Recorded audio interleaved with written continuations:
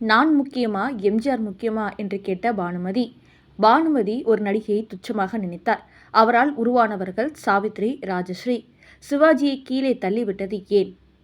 AVM ஸ்டுடியோவுக்குள் கால் வைக்க மாட்டேன் என்று சபதம் எடுத்த பானுமதி. எம்ஜிஆர் கொடுத்த செக் வாங்க மறுத்த பானுமதி.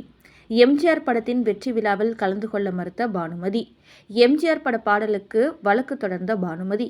அஞ்சலி தேவி மீது வழக்கு தொடர்ந்த பானுமதி. கேமராமேனிடம் சண்டைக்கு சென்ற பானுமதி. எம்ஜிஆர் படத்துடன் போட்டி போட்டு சொந்த தயாரிப்பை நிறுவிய பானுமதி. ராஜா தேசிங்கு படத்தில் பத்மினிக்கு முக்கியத்துவம் கொடுக்கப்பட்டுள்ளதாக எம்ஜிஆரிடம் வம்பிழுத்த பானுமதி. இப்படி நிறைய சம்பவங்களை இந்த எபிசோடில் பார்க்கலாம் வாங்க. 1955 வெளியான திரைப்படம் இது. டி.ஆர். ராமண்ணா தயாரித்து இயக்கியது. மேலும் தஞ்சை என். ராமையாதாஸ் எழுதியது. இந்த படத்தில் எம்ஜிஆர், டி.ஆர். ராஜகுமாரி, ராஜசுலக்ஷனா மற்றும் ஜி. வரலட்சுமி ஆகியோர் நடித்தனர். அரபு நாட்டுப்புற கதைகளான 1001 இரவுகள் இருந்து அதே பெயரின் கதையை அடிப்படையாக கொண்டு இது தனது தந்தையின் பார்வையை மீட்டெடுக்கும் சக்தி கொண்டதாக நம்பப்படும் ஒரு மர்மமான பூவை கண்டுபிடிக்க பஹாவலி ராஜ்யத்திற்கு செல்லும் ஒரு இளம் இளவரசனின் கதையை சொல்கிறது. இந்த படம் ஜூலை 29, 1955 அன்று வெளியிடப்பட்டது மற்றும் வணிக ரீதியாக வெற்றி பெற்றது.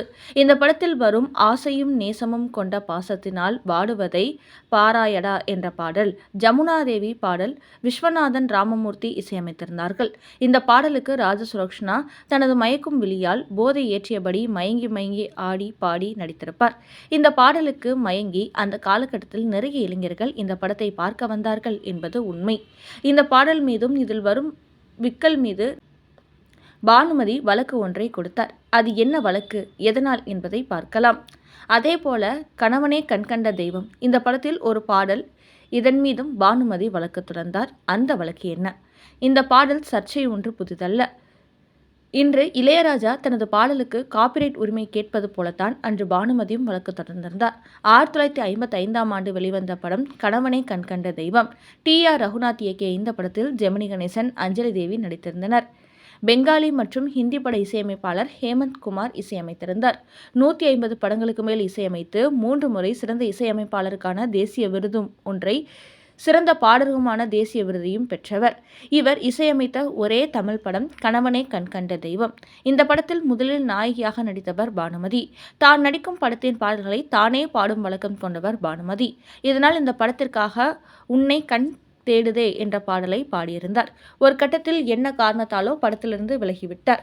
இதனால் அவருக்கு பதிலாக அஞ்சலி தேவி நடித்தார். படத்திலிருந்து விலகிவிட்டதால் நான் பாடிய பாடலை அஞ்சலி தேவிக்கு பின்னணி பாடலாக மாற்றக்கூடாது என்று பிரச்சனையை கிளப்பினார் பானுமதி. இதனால் அந்த பாடலை மீண்டும் பி. சுசீலா பாடினார். என்றாலும் பானுமதி விடவில்லை.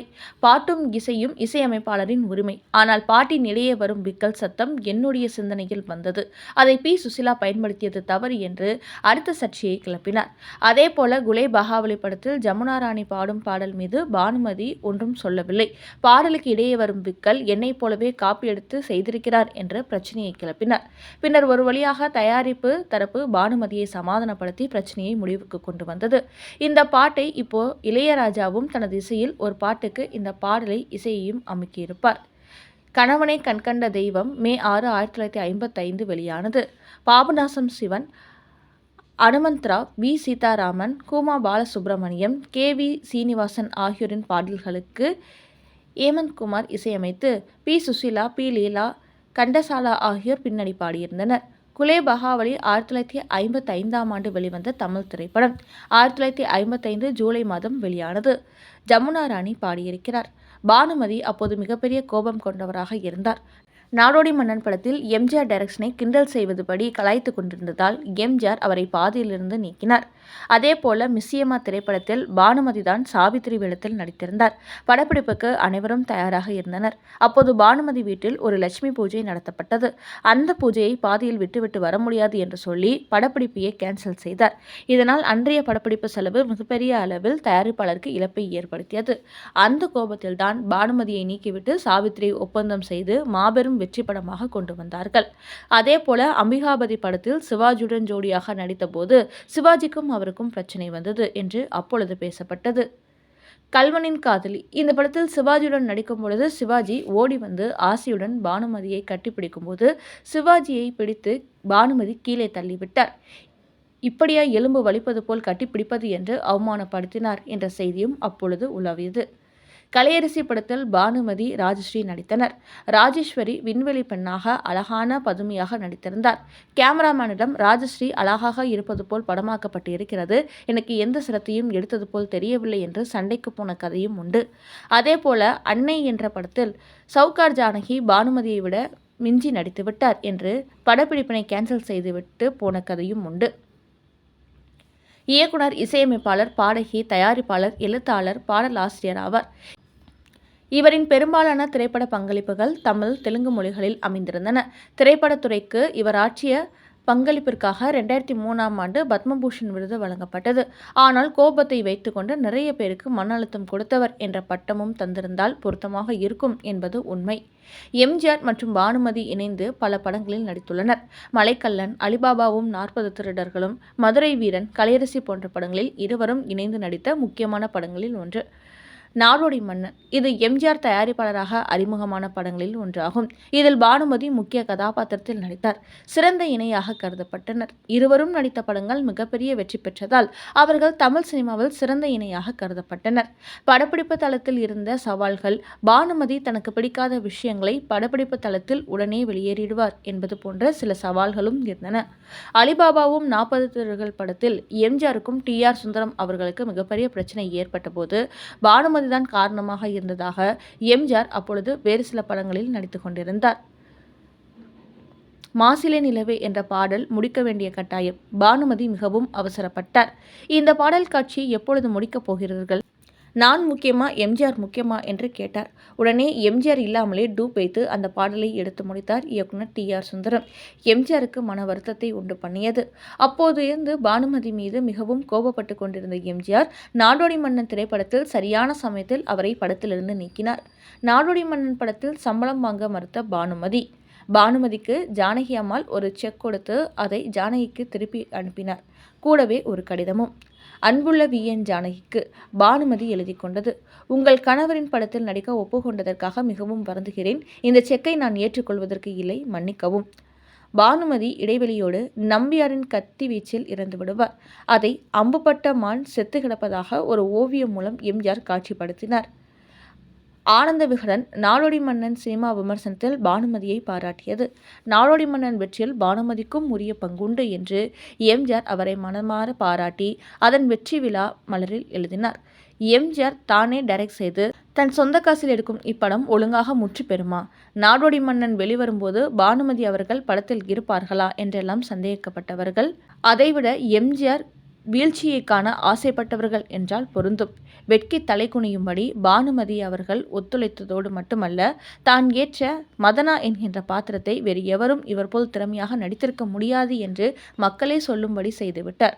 இவ்வாறு புகழ் பாடுவதை விட ஒரு நடிகையின் வெற்றிக்கு வேறு என்ன வேண்டும் என்று எழுதினார் எம்ஜிஆர். நாடோடி மன்னன் வெற்றி கொண்டாட்டங்கள் ஒவ்வொரு ஊரிலும் நடைபெற்றது. பானுமதி வெளியூர் வைபவங்களில் பங்கேற்கவில்லை. ஏன்? பானுமதியால் நம்ப முடியவில்லை. எம்ஜிஆரின் சொந்த படத்தில் அவர் ஹீரோயின் என்பதை காரணம். இருவருமே தங்கள் சிம்மாசனத்தை எப்போதும் எதற்காகவும் யாருக்காகவும் கடுகளவு கூட விட்டு தராதவர்கள். நான் எங்கு தொழில் செய்தாலும் சுதந்திரமாக இருக்கவும் தொழில் செய்யவும் விரும்புகிறேன்.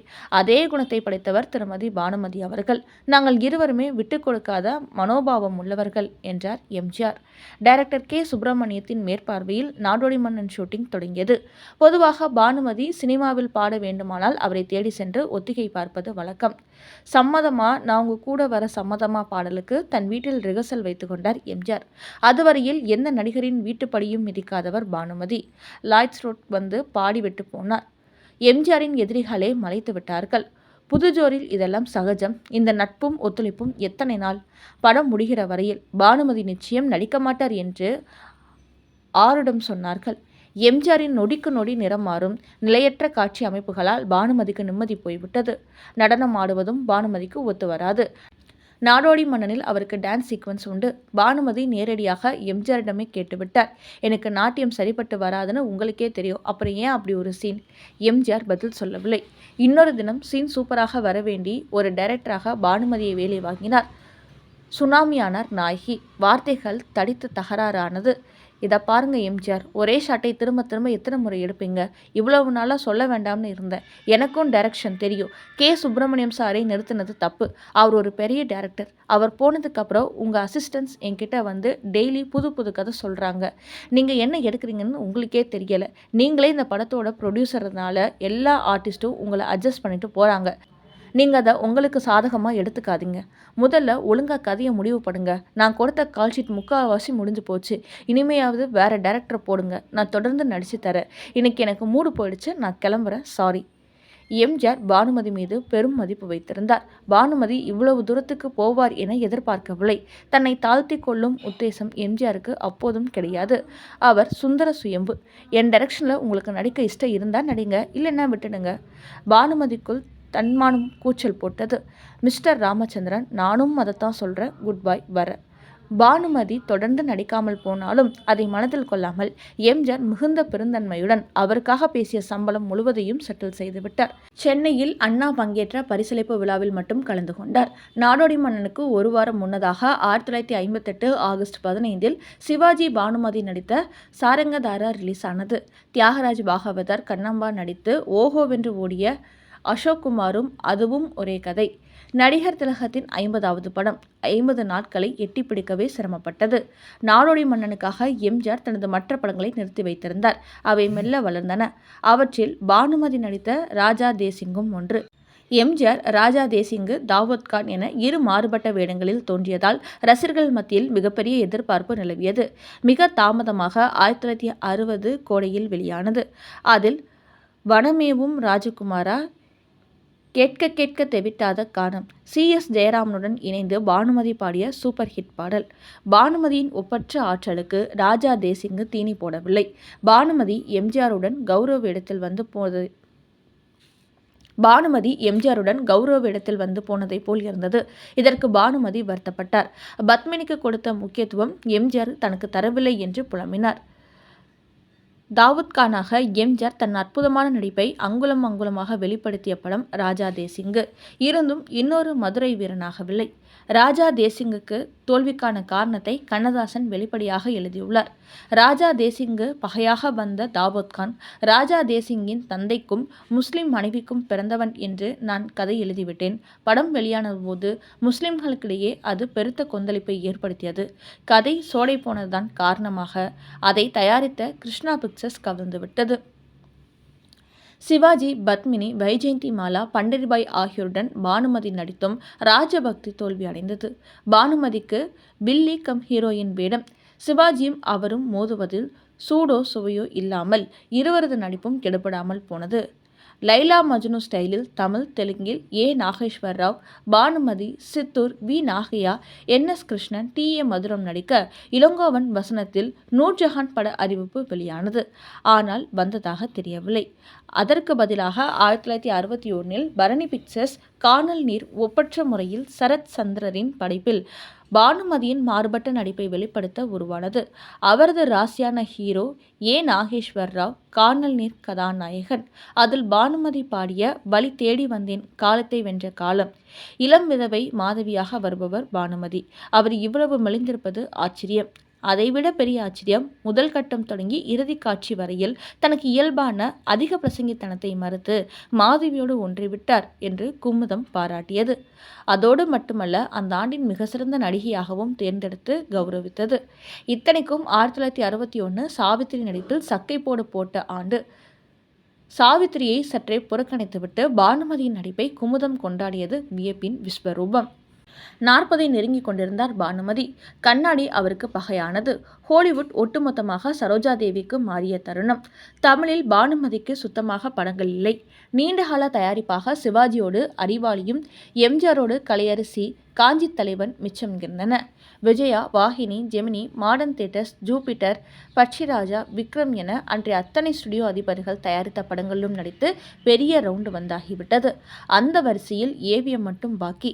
மாபெரும் வெற்றி, வசூல் ராணி போன்ற வார்த்தைகள் பானுமதிக்கு பழகி ஓய்ந்தவை. மெய்யப்ப செட்டியாருக்கும் பானுமதிக்கும் இடையே சுமூகமான நட்பு கிடையாது. ஏவிஎம்மில் கால் வைக்க மாட்டேன் என்று பானுமதி எதன் பொருட்டோ சபதம் எடுத்திருந்தார். இளம் வாலிபனுக்கு அம்மாவாக ஏவிஎம்மில் நடிக்க கூப்பிடுகிறார்கள் என்றதும் நம்ப முடியவில்லை. சும்மா கிடந்த நிலத்தை குத்தி பாடல் காட்சியை ஏவிஎம்மில் படமாக்க திட்டமிட்டது எம்ஜிஆர் பிக்சர்ஸ். பானுமதி அங்கு வரமாட்டேன் என்று ஒற்றை காலில் நின்றார். அப்புறம் நாடோடி மன்னனில் அவருக்காகவே விஜயா வாகினியில் பேக் ப்ரொஜெக்ஷன் வசதி செய்யப்பட்டது.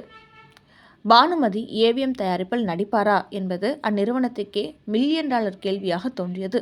இந்தியாவில் பானுமதியை தவிர வேறு யாராலும் நடிக்க முடியாத மிக அபூர்வமான வேடம். அவரது சம்மதத்தை கேட்டு பார்ப்போம். சரி என்றால் படத்தை உருவாக்குவோம், மறுத்துவிட்டால் வேறு சினிமா தயாரிப்பது என்கின்ற முடிவோடு பானுமதியை அணுகினார்கள். புதிதாக நடிக்க இனியும் சாதிக்க எதுவும் இருக்கிறதா என்கின்ற யோசனைகளெல்லாம் காணாமலே போயின. குடும்பத்தில் முழுவதுமாக மூழ்கிவிட்ட பின் ஏவிஎம் படத்தில் நடிக்க வேண்டுமா? அந்நாளில் அங்கு ஹீரோ ஹீரோயின்களை விடவும் கதைகளுக்கே கூடுதல் முக்கியத்துவம் தருவார்கள். அப்படிப்பட்ட செட்டியாரின் காம்பவுண்டில் முதலாக அவர்களே தேடி சென்று ஒப்பந்தம் செய்த ஒரே துருவ நட்சத்திரம் பானுமதி.